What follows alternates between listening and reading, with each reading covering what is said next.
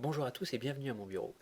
Cette année 2015-2016, j'avais envie de l'ouvrir avec un nouveau format, un nouveau programme, quelque chose que j'avais commencé un petit peu l'an dernier, mais que j'ai vraiment envie maintenant de mettre en place de façon régulière, c'est-à-dire toutes les semaines.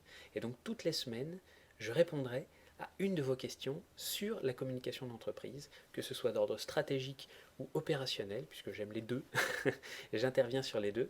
Donc voilà, chaque semaine, vous pourrez m'envoyer toutes vos questions, soit via Facebook, soit via Twitter, soit par mail à yves.bonis@gmail.com. Je remettrai ça dans la description de la vidéo. Et je me ferai un plaisir de répondre chaque semaine à une question, une ou plusieurs, en fonction de ce que vous m'enverrez, si jamais il y a des sujets qui se recoupent. Et donc pour inaugurer ce format, je vais répondre à une question qui m'a été posée et qui se formule à peu près comme ça. On me propose de mettre dans des salles d'attente une pile de flyers avec des cartes de visite et une affichette qui décrivent mon activité. Et donc la question c'est, est-ce que ça te paraît pertinent d'utiliser ce type de support pour pouvoir capter l'attention des patients, des gens qui attendent en salle d'attente, et pouvoir les transformer en clients? Alors la première chose, c'est que les flyers, ça ne sert pas à tout. Un flyer, c'est fait pour déclencher un achat d'impulsion. Pour se dire, ah tiens, j'y avais pas pensé, ok, je vois le truc, ah, ça a l'air sympa, je prends rendez-vous. En tout cas, j'appelle, je passe un coup de fil et je me rencarde. Dès lors, ça peut être intéressant, effectivement, ça peut être pertinent sur le papier. Par contre, se pose une question fondamentale. Quel flyer?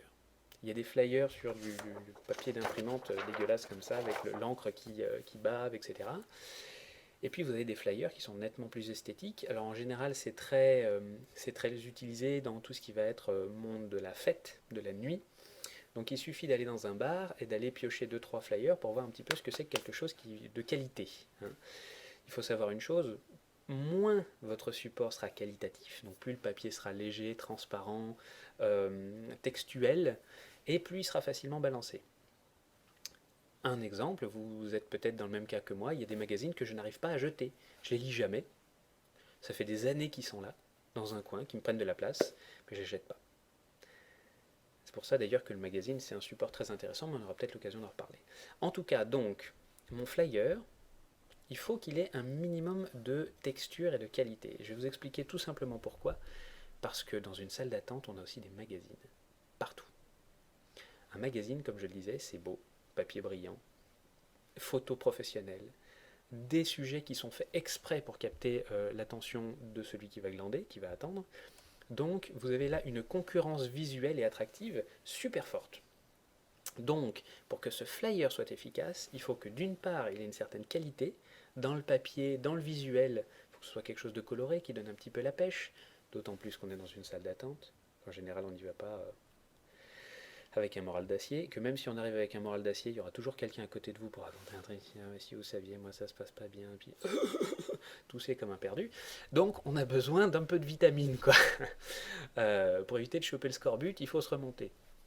Donc quelque chose de coloré, de qualitatif, pour pouvoir assurer la comparaison avec les magazines, arriver à capter l'attention des gens. Et ensuite, il faut être très précis sur la problématique qu'on propose, plutôt sur la solution qu'on propose. Euh, donc voilà ma réponse. Oui pour un flyer, une carte de visite et une affichette, si et seulement si il y a un véritable espace qui est dédié à ça. Parce que si jamais c'est vraiment dans un coin d'un petit bout d'étagère que personne ne regardera parce qu'on va tout de suite s'asseoir, attendre, prendre un magazine, il y a un côté très machinal, on fait ça depuis petit. Donc un vrai endroit réservé au support de communication. Deuxième chose, des supports de qualité, bel et bien colorés, attrayants, efficaces. Et troisième chose, une promesse précise dans ces supports. Alors là, oui, ça peut être intéressant. Et le point transversal que je vous invite vraiment à retenir, plus votre support est qualitatif, plus on le garde. Parfois au-delà du raisonnable. Et plus le papier sera léger, moins l'impression sera belle, moins le sujet sera visuel, textuel, accrocheur, et plus on va le balancer facilement. Il suffit d'aller dans les rues, en ce moment à la rentrée, pendant les fêtes, donc dans tous les moments comme ça un petit peu chauds, pour se rendre compte que les flyers, la majorité des gens, ils les récupèrent, ils les balancent. Ils vont même pas jusqu'à la prochaine poubelle. Ok? C'est pareil pour les salons, en ce moment, là, il y a des salons qui se lancent de partout, il y aura bientôt le salon de la micro-entreprise, par exemple.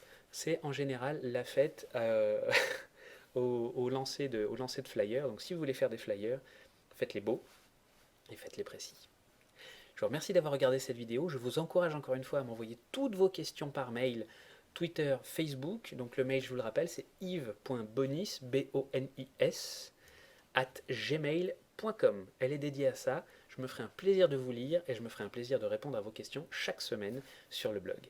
Merci beaucoup de l'avoir regardé et à très bientôt.